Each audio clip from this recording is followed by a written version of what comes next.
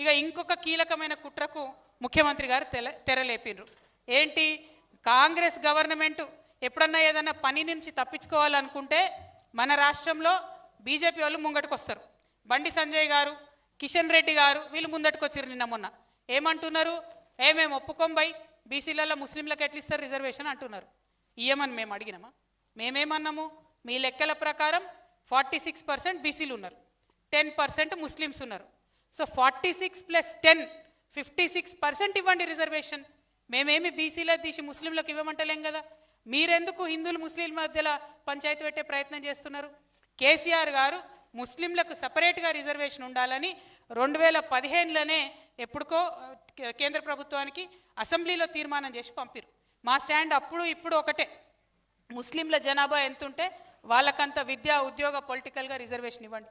ఎస్టీల విషయంలో చేయలేదా కేసీఆర్ గారు? ఎస్టీలకు ఏం చేసిండ్రు, ఒక ఆఫీస్ మేమోతోని 10% రిజర్వేషన్ ఇవ్వగలిగినాం. అది ఇవాళకి కూడా ఇంప్లిమెంట్ అవుతూ ఉన్నది.